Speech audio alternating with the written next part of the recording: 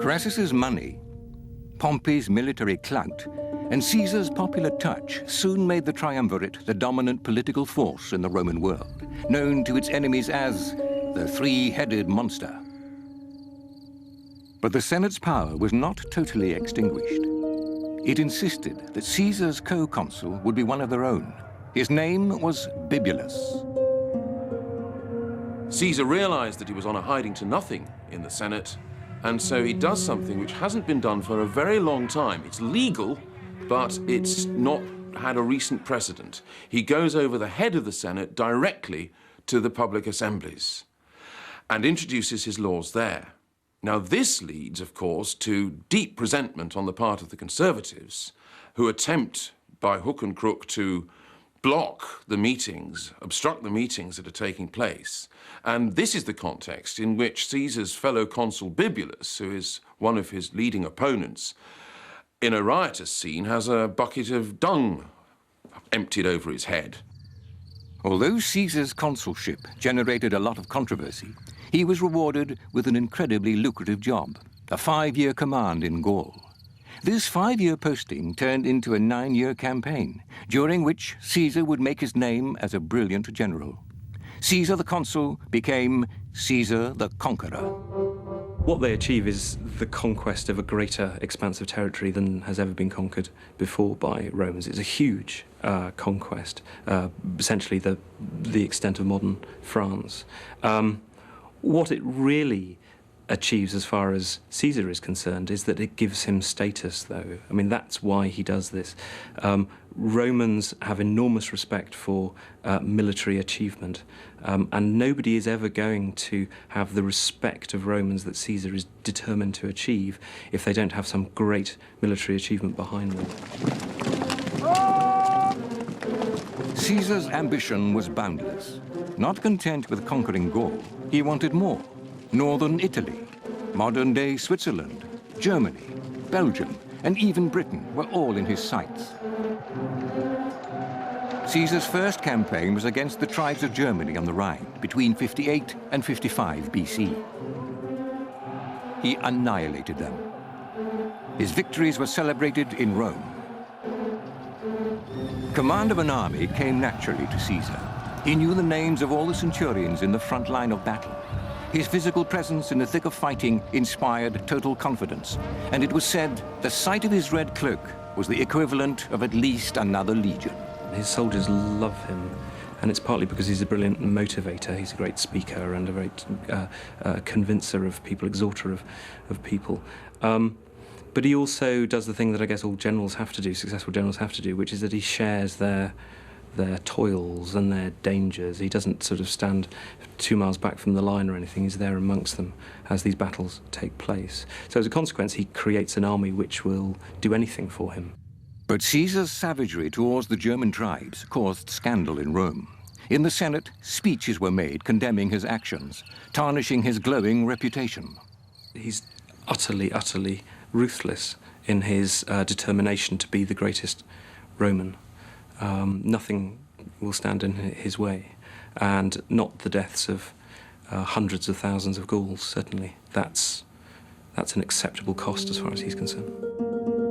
Caesar's brutality failed to quell the tribes of Gaul. It inflamed them, and for the first time in their history, they united under one supreme chieftain, Vercingetorix. Steeled by his hatred of Caesar, Vercingetorix triumphed over Caesar at the siege of Gergovia in the Loire Valley. But victory was short-lived. Caesar's retaliation was swift and brutal. There's one example which Caesar gives himself. It's the capture of a Gallic town called Avaricum, where, and these are Caesar's own figures, he says that out of a population of 40,000, 800 survived. And he says that the Roman soldiers spared not the elderly, not women, not infantibus, not small children. This is his own account. A lesser man than Vercingetorix might have crumbled, but the Gauls reorganized and settled into a war of attrition. Could they survive until the end of Caesar's governorship? The final conflict lay ahead. The future of Gaul and Caesar hung in the balance.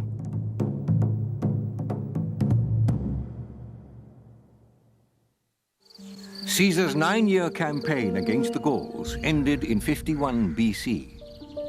Under their chieftain, Vercingetorix, 250,000 Gauls assembled for battle at Elysia, in what is now central France. Caesar's army numbered just 70,000. For 2 days, the Gauls successfully employed their tactics, even breaching the inner line of the Roman defenses. Caesar was enraged, and taking personal command, charged forward with his men, while sending another contingent to attack the Gauls from the rear. The sight of Caesar's red cloak made even the bravest of the Gauls falter.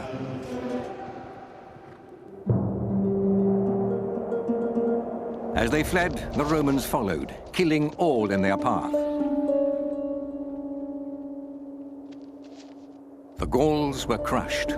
Vercingetorix surrendered, sacrificing himself for his people. But Caesar showed no mercy. Vercingetorix languished in prison for 6 years, before being dragged through Rome behind Caesar's chariot and publicly strangled to death.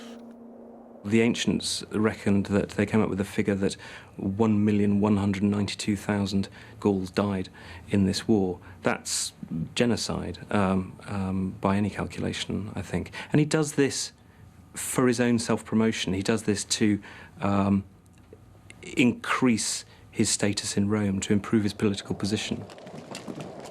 Romans were quite relaxed about non-Romans getting killed, but that even made Romans sit up and think a little. That was such carnage.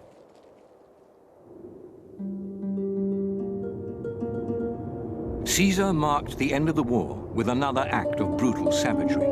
He ordered that the hands of 1 in 10 Gauls be cut off. He wanted the survivors to be visible reminders of the power of Rome. For Caesar, killing was not enough. The conquest of Gaul had done more than increase the size of the Roman Republic. It had also dramatically enhanced Caesar's reputation. Not only had his popularity with the Roman people exploded, he was also the commander of a massive and loyal army. Caesar knew he now had the power to seize Rome by force. It was exactly what his enemies had dreaded. On the banks of the river Rubicon, which divided Gaul from Italy, Caesar took the biggest gamble of his life. For a returning general to march into Rome with his army was an act punishable by death. But he knew his political enemies hated him enough to kill him anyway. What Caesar did next has become the stuff of legend.